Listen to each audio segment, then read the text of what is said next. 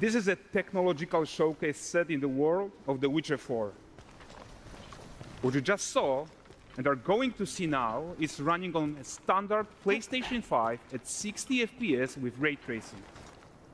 So in the game, you'll be playing as Ciri, a professional monster slayer, a witcher. She explores the world and hunts down monsters for coin.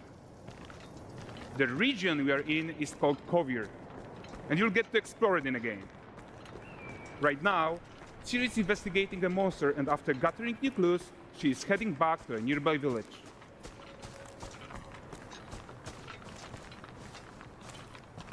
All right, everyone, meet Kelpie. Let weeds be weeds, Kelpie. So just like Geralt had Roach, Ciri has her own loyal companion. We return to town. These two characters need to feel like one. Since you're gonna explore the world on horseback, riding needs to feel seamless, natural, and just fun. Yeah, and to support that, we're introducing multi-character motion matching in Unreal. So Ciri and Kelpie, they're perfectly synchronized when mounting from any angle and speed. And we also support root motion movement on Kelpie, so controlling her feels realistic and grounded. And there are also some really nice improvements to our Unreal Chaos Flesh Solver and these machine-learned deformations. So you've got realistic muscles moving and stretching under Kelpie's skin without compromising the performance there.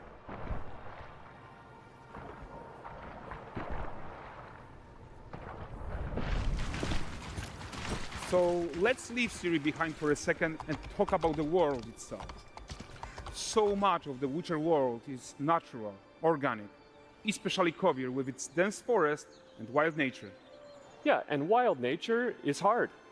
And with Nanite geometry, we've freed artists from so many of their old constraints. But we don't want to rest until everything we do in Unreal has that same spirit of freedom. There's always more work to do. And foliage is a huge piece of that puzzle. So we are excited to introduce Nanite Foliage.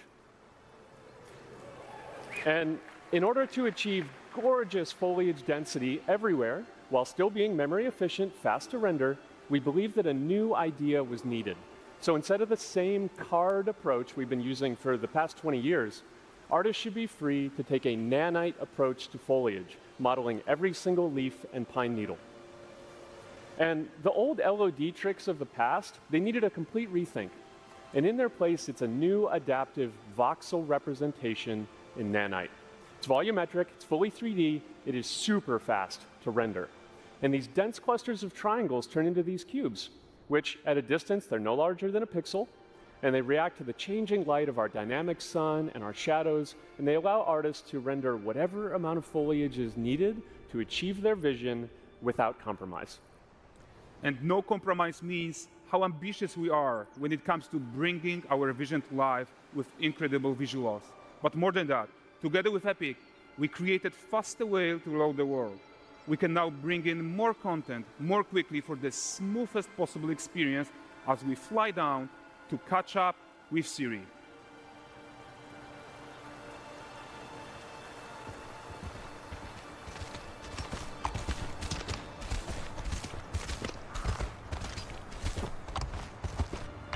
Welcome to Valdrest. So Valdrest is a port town, a hub for fishing, trade and mining. It's one of those places where you can meet shady characters or overhear gossip from other lands. It's also where Ciri took on her current contract. High-tech, let's leave Kelpie here and explore the marketplace and food.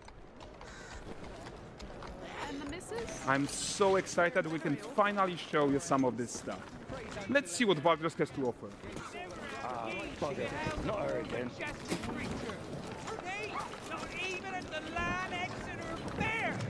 Now, 9 gazes while I present him with a fish. For the furry rascal will often wait, and the fair's wait grants good fortune. More than me.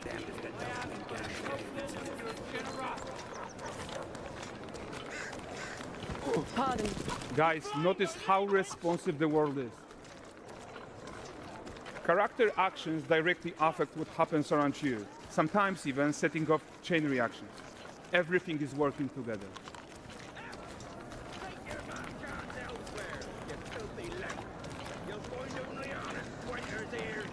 Oh, look at this poor gentleman being taught how to fly by an angry innkeeper. That's what happens when you cheat at Gwent. Last of it, is it? Silver, round ones, jingling in the purse.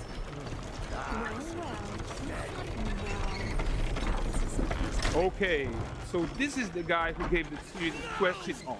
Like you probably suspect, he has his own agenda in all of this. You off your tits again, Wilfred? Get your ass up.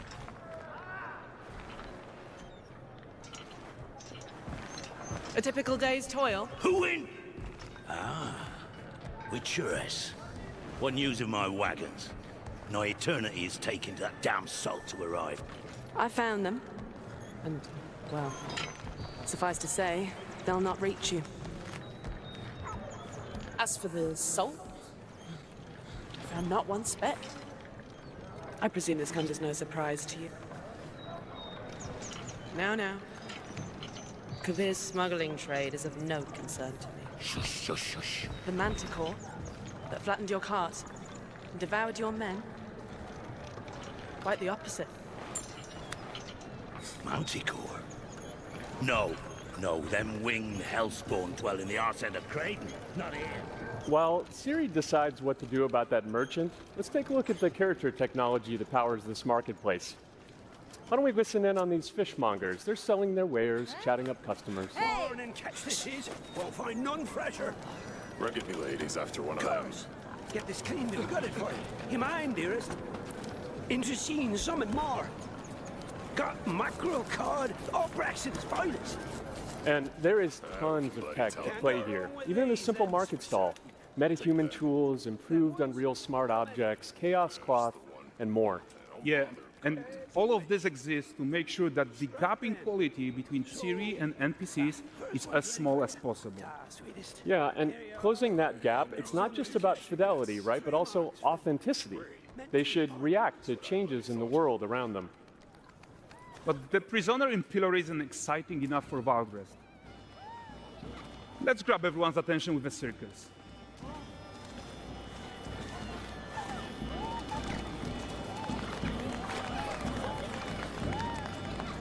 But the great performance deserves a huge crowd though. Let's crank it up.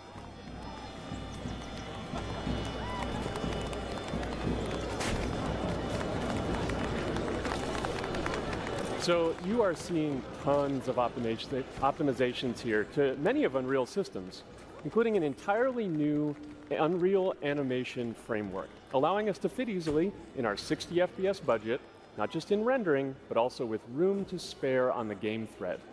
Over 300 animated skeletal mesh agents all going about their business. And the whole point is to leave breathing room for developers like you to introduce the gameplay and the systems that your players expect, empowering you to make your worlds come to life without Unreal standing in your way. You are right. That's the open world RPG that we're making. But before we wrap up, how about one final check-in with Siri?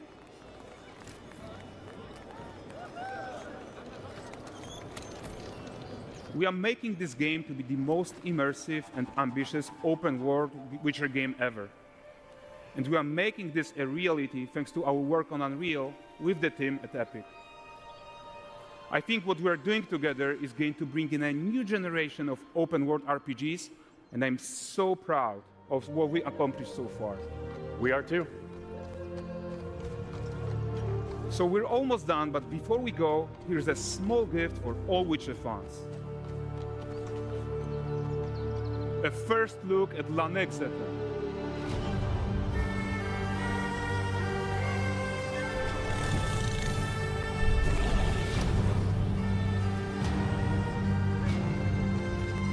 Onward, Kelpie.